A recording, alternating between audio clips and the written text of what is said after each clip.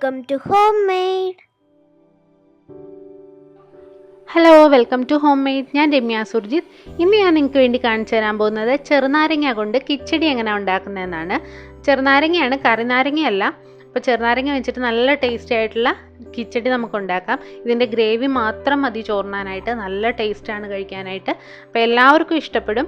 ഇഷ്ടപ്പെട്ടാൽ നിങ്ങൾ സബ്സ്ക്രൈബ് ചെയ്യാൻ മറക്കരുത്. അതുപോലെ തന്നെ തൊട്ടടുത്തുള്ള ബെൽ ബട്ടൺ കൂടെ ക്ലിക്ക് ചെയ്യുക. എന്നാൽ മാത്രമേ ഞാനിടുന്ന വീഡിയോസിൻ്റെ നോട്ടിഫിക്കേഷനൊക്കെ നിങ്ങൾക്ക് കൃത്യമായിട്ട് കിട്ടുകയുള്ളൂ. അപ്പോൾ നമുക്ക് ഈ ടേസ്റ്റി ആയിട്ടുള്ള ചെറുനാരങ്ങ കിച്ചടി എങ്ങനെയാണ് ഉണ്ടാക്കുന്നതെന്ന് നോക്കിയിട്ട് വരാം.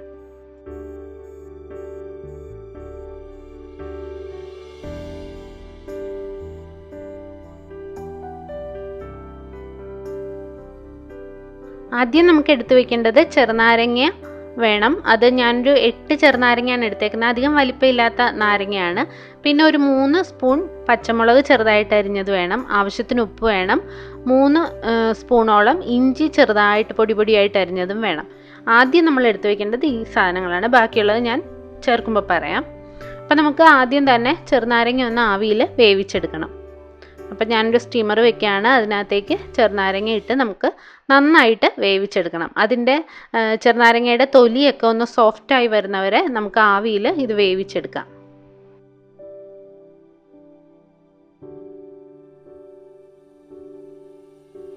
ഇപ്പം നന്നായിട്ട് വെന്ത് വന്നിട്ടുണ്ട്. അപ്പോൾ ആ തൊലിയൊക്കെ നമ്മളൊന്ന് എന്തെങ്കിലും സ്പൂൺ വെച്ചിട്ട് ഞെക്കി നോക്കിയാൽ അറിയാം, നല്ല സോഫ്റ്റായി വന്നിട്ടുണ്ടാവും.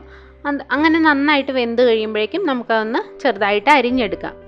അരിഞ്ഞെടുത്തതിന് ശേഷം അതിനകത്ത് ആവശ്യത്തിന് ഉപ്പ് ചേർത്ത് കൊടുക്കുക.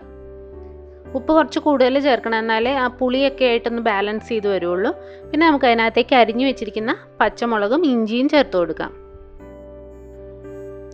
പിന്നെ നമുക്ക് ടേസ്റ്റ് ഒന്ന് ബാലൻസ് ആവാൻ വേണ്ടി ഒരു 1/2 ടീസ്പൂൺ പഞ്ചസാര കൂടെ ചേർത്ത് കൊടുക്കാം. അതിനുശേഷം നന്നായി ഒന്ന് മിക്സ് ചെയ്യാം. നന്നായി മിക്സ് ചെയ്ത് ആ ഉപ്പ് എല്ലാം നന്നായി അതിൽ നാരങ്ങയിൽ ചേർന്ന് വരുന്ന രീതിയിലൊന്ന് മിക്സ് ചെയ്തതിന് ശേഷം നമുക്കിത് അടച്ചു വെക്കണം. അതിനുശേഷം ഒരു 5-6 മണിക്കൂറെങ്കിലും ഇത് റെസ്റ്റ് ചെയ്യാൻ വെക്കുക. അല്ലെങ്കിൽ തലേദിവസം ചെയ്തിട്ട് നമുക്ക് പിറ്റേ ദിവസം ബാക്കി റെഡിയാക്കി എടുക്കാം. തലേദിവസം രാത്രി ചെയ്തു വെച്ചാലും മതി. ഇപ്പം ഞാൻ ഒരു 5 മണിക്കൂർ റെസ്റ്റ് ചെയ്യാൻ വെച്ചിരുന്നു. അതിനുശേഷം അപ്പോഴേക്കും അതിനകത്ത് ഉപ്പെല്ലാം പിടിച്ച് കുറച്ച് വെള്ളമൊക്കെ വന്ന് അങ്ങനെ നല്ല പാകത്തിന് റെഡിയായി വന്നിട്ടുണ്ടാവും. നാരങ്ങയിലൊക്കെ നല്ല ഉപ്പ് എരിവൊക്കെ പിടിച്ചിട്ടുണ്ടാവും. അതിനുശേഷം നമുക്കിതിനകത്തേക്ക് ചേർക്കേണ്ടത് 1 കപ്പ് തൈരാണ്. തൈര് എടുക്കുമ്പോൾ മാക്സിമം പുളി കുറഞ്ഞ തൈര് നോക്കി എടുക്കുക. കാരണം നാരങ്ങയ്ക്ക് നല്ല പുളി ഉണ്ടാവും. പിന്നെ നമുക്ക് അതിനൊരു കൊഴുപ്പിനും എല്ലാം വേണ്ടിയാണ് നമ്മൾ തൈര് ചേർക്കുന്നത്. അപ്പം മാക്സിമം പുളിയില്ലാത്ത തൈര് നോക്കി ചേർക്കുക. അതിനുശേഷം നന്നായിട്ടൊന്ന് മിക്സ് ചെയ്ത് കൊടുക്കുക.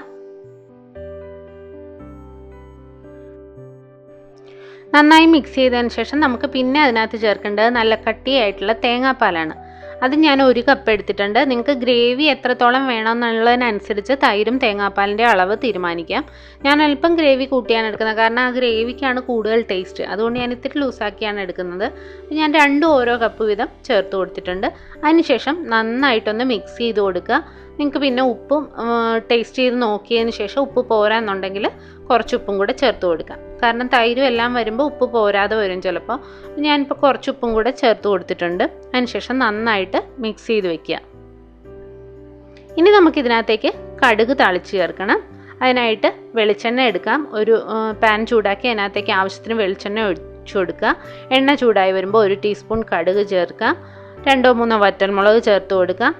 പിന്നെ ഒരു 8-10 ചുവന്നുള്ളി വട്ടത്തിലരിഞ്ഞത്, അതാണ് ഇതിന് ഏറ്റവും ടേസ്റ്റ് തരുന്നത്. അപ്പോൾ ചുവന്നുള്ളി ഒട്ടും കുറഞ്ഞു പോകരുത്. പിന്നെ ആവശ്യത്തിന് കറിവേപ്പിലയും കൂടെ ചേർത്ത് നന്നായിട്ട് ആ ഉള്ളി ഒന്ന് നല്ല ചുവന്ന് വരുന്ന രീതിയിൽ വറുത്തെടുക്കുക. ഉള്ളി നന്നായിട്ട് മൂത്ത് വരണം. നല്ല മൊരിഞ്ഞ് വന്നു കഴിയുമ്പോഴേക്കും നമുക്ക് ഈ താളിച്ചത് നമ്മുടെ ചെറുനാരങ്ങ കിച്ചടിയിലേക്ക് ചേർത്ത് കൊടുക്കാം. അതിനുശേഷം നന്നായിട്ട് മിക്സ് ചെയ്ത് നമുക്ക് ഉപയോഗിക്കാം. ഇതൊരല്പം നേരം കൂടെ വെയിറ്റ് ചെയ്ത് കഴിഞ്ഞാൽ കുറച്ചുകൂടെ ഒന്ന് കുറുകി കിട്ടും. അതിനുശേഷം ആകുമ്പോൾ നല്ല തിക്കായിട്ടുള്ള ഗ്രേവി ഉണ്ടാവും. നല്ല അടിപൊളി ടേസ്റ്റാണ്. ഇതിൻ്റെ ഗ്രേവിയാണ് ഏറ്റവും ടേസ്റ്റ്. അപ്പോൾ എല്ലാവരും ഒന്ന് ട്രൈ ചെയ്ത് നോക്കണം. ഇഷ്ടപ്പെട്ടാൽ ലൈക്ക് ചെയ്യാനും സബ്സ്ക്രൈബ് ചെയ്യാനും കമൻറ്റ് ചെയ്യാനും ഷെയർ ചെയ്യാനും ഒന്നും മറക്കരുത്. പുതിയ വീഡിയോസായി നമുക്ക് വീണ്ടും കാണാം. താങ്ക്